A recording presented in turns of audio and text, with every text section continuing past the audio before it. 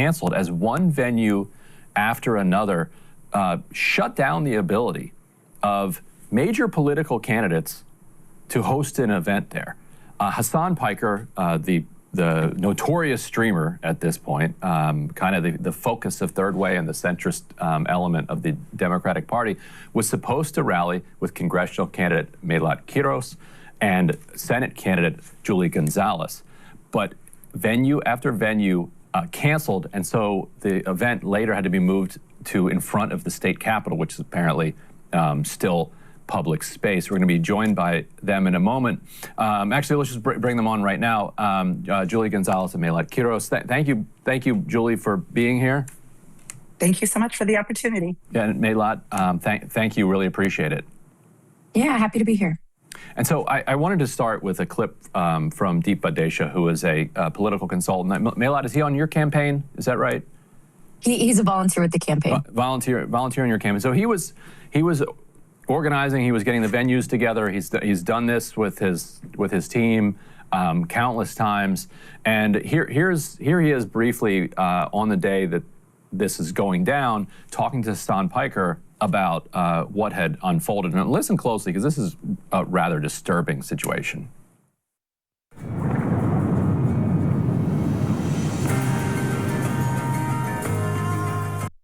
We show up the day of, so today we go in there and he looks pretty emotional, and he's like I've been getting blown up my phone all morning from people who own this place and the people who own like the lots, the people who own malls around here, like high up in like corporations, saying you can't do this event here. He said people were threatening him with defamation lawsuits. Defamation lawsuits. And then me and my wife are attorneys, and we're like, that's not how this defamation would work at all. That's not how this would work. And he was spooked. He's like, people blew up my phone. I've never seen this before. I'm a small business. I can't do this. They're telling me it's a safety risk. And this is the craziest thing, is he's like, you didn't tell me it was a neo-Nazi rally. And I was like, okay, what? And you were there. I was shocked. Yeah, I was shocked when he said that. And I was like, first off, look at the poster. It's like 3 black candidates. Julie Gonzalez was Latino, and then a Turkish Muslim man. What kind of neo-Nazi rally is that? So a neo-Nazi rally. These are progressive populist candidates running in Colorado. Julie, you're running against Senator Hickenlooper, the incumbent Democrat. Melat, you're running against Diana Gett, incumbent Democrat there. I don't know anything about a neo-Nazi platform. It's like absolutely mind-boggling. Julie, I want to start with you. Have you heard anything since then about who led this pressure campaign and how this happened? I'll just say that genuinely, to see cancellation after cancellation after cancellation was pretty unprecedented. And I haven't heard since the rally concluded any more, game playing with any of our other events. And so I'm grateful for that. But what is clear in this moment is that the oligarchs and the corporations that they control are really trying to build a campaign to stop working people from taking the power that is rightfully ours in this upcoming election. Yeah, Melat, you're running against Diana Gett, who's longtime Democratic incumbent. She seems to be, pretty concerned. The election is coming on June 30th. Did you get any sense of where this pressure came from? Well, the Congresswoman has been signaling to her donors for about a week now to levy some horrifically racist and dangerous attacks against myself. The morning of the event, she made a post accusing Hasan Piker of anti-Semitism and being a bigot. So while I don't know exactly who is responsible for this, I know who has been calling in her donors and her supporters to attack me and to attack the ideals and the policies of this campaign. And so ultimately, this comes down to the people versus the oligarchy. This comes down to people in power trying to suppress speech and to silence our dissent against the system as it exists today. And it didn't work. We took this rally to the Capitol steps, and within just a few hours' notice, we had over 1,000 Denverites show up and hear our message and rally with us for our fight for a better world. Maylot, then I'll have the same question for Julie, basically. But what is it that, in your perspective, has given you kind of the opening? Traditionally, in kind of American politics, if you've been in office for decades, your name recognition is so high, you've done so many chicken dinners and so many potlucks, and you've met so many people in the district that it's very hard to kind of unseat an incumbent. What is it that has given the opening here? You know, I think there's certainly a mix of factors, right? This is one of the most anti-incumbent cycles that we've ever seen. The Democratic Party is looking at really abysmal approval ratings, and the electorate is ready for a change. But ultimately, it's because we put in the work. We've been in this race for over 11 months now, and we started it off with me, my friend, and a dream. And it was just us talking to voters in bookstores and coffee shops and bars and restaurants and parks, meeting the voters where they're at, having conversations about what kind of world they want to live in, what kind of country they want to see, and what kind of policies and leaders they want to see fighting for us. And we've been having those conversations for 11 months. And the people we spoke with their neighbors, their coworkers, their family, friends. And we've reached a point now where there are enough Denverites that know that there's a real progressive challenger in this race, that we don't have to settle for another 30 years of complacency, and that we can and do deserve better. Yeah, and Julie, John Hickenlooper was mayor of Denver, been senator now for quite some time, kind of a well-liked, jovial kind of figure, but maybe appropriate for a different Colorado. Is something changing in Colorado that has put him out of step, and out of step with the current mood? Absolutely. Look, I started organizing everyday people 20 years ago around affordable housing issues, educational justice concerns, and immigrant rights. And we did that work back when it was bipartisan to be anti-immigrant. And we have done the work over the years to flip Colorado from being a trifecta red state to now being a trifecta blue state. I'm proud of that work. And yet to see that John Hickenlooper is still engaging in a politics of centrist incrementalism does not meet the rage that Coloradans are feeling about the fact that they're working harder than ever and still can barely afford the cost of housing, groceries, gas, healthcare, childcare. And so to see that he has gone and voted for not one, not two, but 10 different Trump cabinet nominees in the second Trump administration, second only to Fetterman, demonstrates that he is not prepared to leave. He's also gone and skipped 6 different debate opportunities and is just trying to phone it in and mail it in. And look, I think Coloradans are hungry for change. And that's why our campaign is building so much momentum on the ground. It's clear we're not going to out fundraise Hick, but we sure as hell are going to out organize him. And that's clear across the state of Colorado. And I saw a recent poll had him at, I think, 41 and you at 34, which is, obviously you'd rather be ahead if you're you, but if you're the incumbent, being under 50 is usually a frightening sign, heading into the election. How are you feeling, and what's your sense of whether or not you're going to have the name recognition and the resources to get out there by June 30th? Absolutely. What is clear in this moment is that no one's coming to save us but us. And Coloradans, as we've been traveling the state, just yesterday I was in northwestern Colorado in Steamboat Springs, talking to voters there, and they were so excited to hear from a candidate who's willing to just show up. It should not be that low a bar, and yet that is where we're at right now. And when we talk about the issues that are impacting our lives, the fact that billionaires and the corporations that they control are increasingly driving up profit and maintaining a status quo that lines their pockets while making us work 3 jobs plus a side hustle just to afford the basics, that is why, even though John Hickenlooper, look, we get it. He enjoys basically universal name ID. But Coloradans also cannot name a single thing that he has led on and fought for. And that's why we are gaining such incredible momentum here in the polls.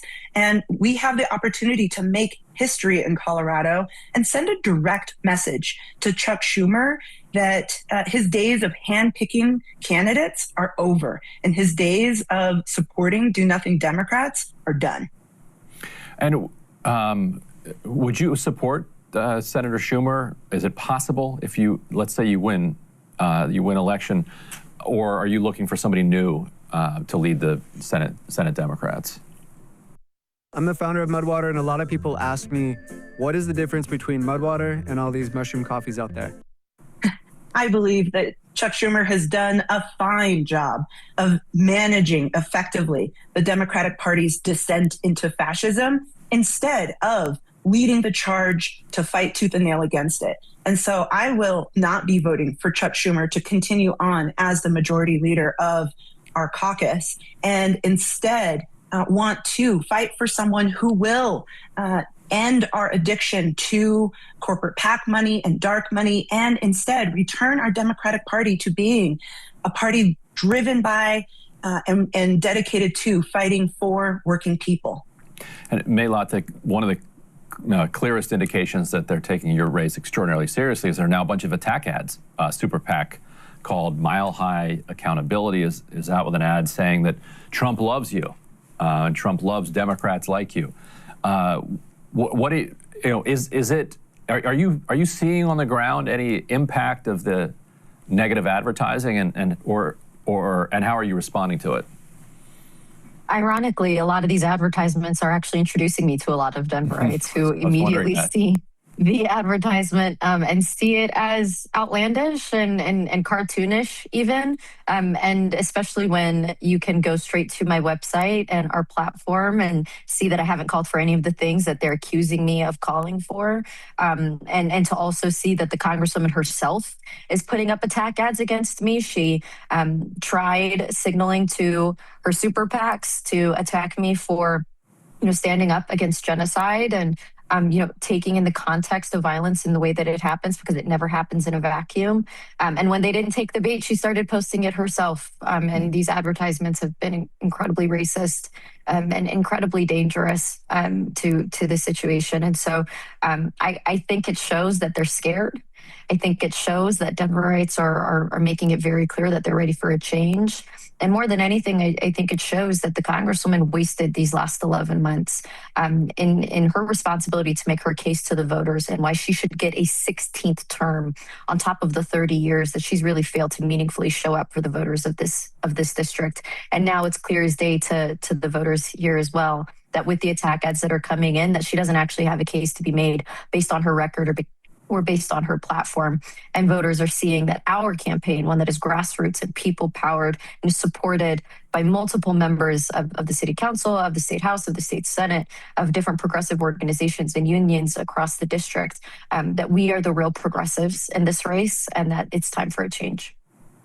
And Julie, what are you leading with in the campaign when it comes to trying to reach voters? Like what are the critical issues that you're finding are separating you from Senator Hickenlooper?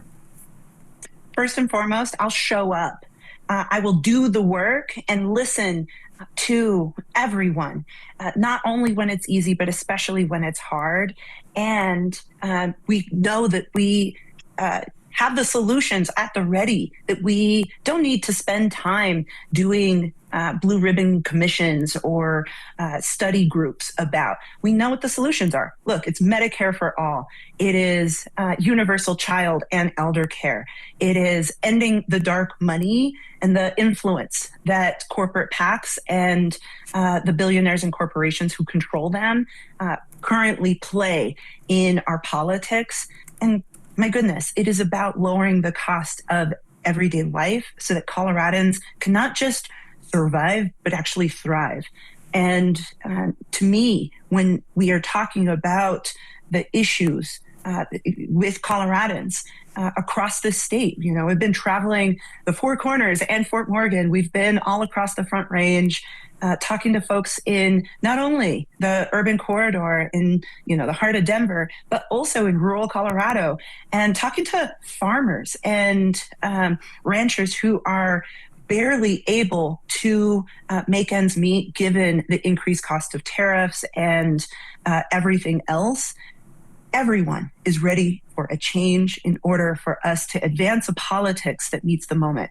Now, let me just say this. I believe that not only do Democrats need to go and build a governing majority, right? Flips red seats blue and do the work to win those seats, but we've also got to go and look at the caliber of Democrats that we send to DC from the safe blue states like Colorado.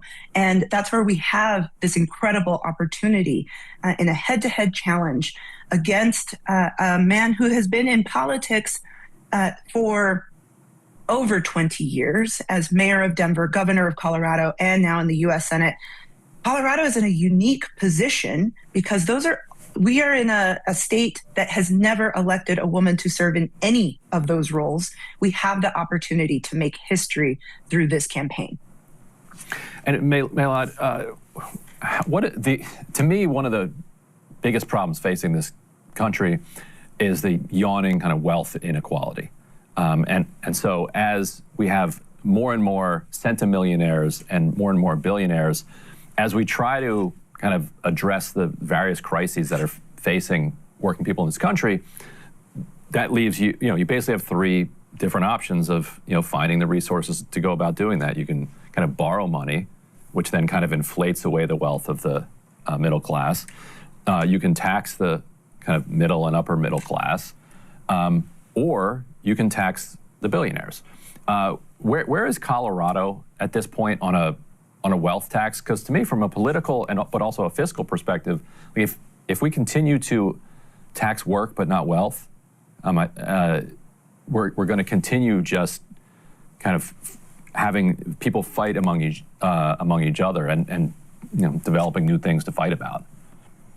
Yeah, that's exactly right. And Coloradans are more tuned into that than ever. In fact, I would argue that one of the policy positions I have that has been the most popular with Denver voters has been the fact that I'm calling for taxing the rich and taxing the ultra wealthy, the billionaires, and now the trillionaires included.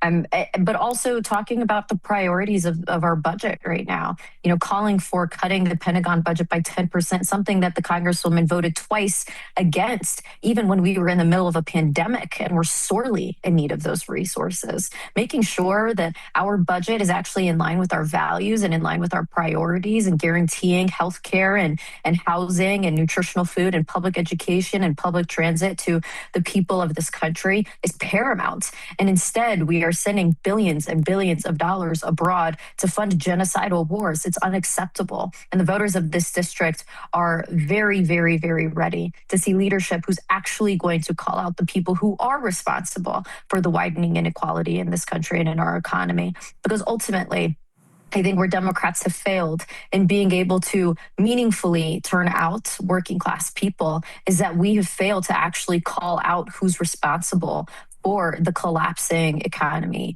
and the way that those people have been attacking our democracy. And those are the billionaires and the corporations who kept our prices high, who burned our planet and are profiting from genocide. And when you take money from these billionaires, from these corporations, you are holding yourself accountable to them. And that's why we have to make sure that in every primary at any level of office across the country, that we are only giving our votes to the people who are running grassroots, people-powered campaigns. This campaign is supported by over 8,000 individual donors with an average donation of $50, because I'm not running to represent moneyed interests. I'm running to represent the people of this district and working people who have been trying to get by for too long and deserve not just to get by, but to actually thrive. And last thing for both of you, not to put you on the policy spot here, but there's currently a bill in Congress by Don Beyer over in the House and Chris Van Hollen over in the Senate that introduces a significant tax cut for working people and pays for it with a surtax on millionaires. If I were writing it, I'd throw in a wealth tax on that too, not just taxing income, because the wealth is really where the money is. But there's also some pushback in kind of progressive circles that say that you shouldn't cut taxes on working people because cutting taxes across the board is wrong at this moment. And also everybody kind of, you undercut the idea of, support for taxation if everybody isn't paying in. I think that's absurd. I think people don't like paying taxes. And if you cut working people's taxes a little bit, they're not all of a sudden going to say, well, I used to like the idea of taxation, but now that I'm paying a little bit less, not so much anymore. But so, Julia, start with you. Chris Van Hollen, kind of the general idea that you want to shift the tax burden upwards and reduce it on working people. The details obviously can be worked out down the road. But where are you on that in that debate among tax policy? It's so easy to become a podcaster with Riverside. First, go to Riverside and open an account. When you're what is absolutely crystal clear is that we need to ensure that our tax code reflects the reality in this country, where billionaires, trillionaires, and the corporations need to actually pay their fair share. Because, look, it's clear working people like me, I live in an affordable housing unit. This isn't theoretical to me.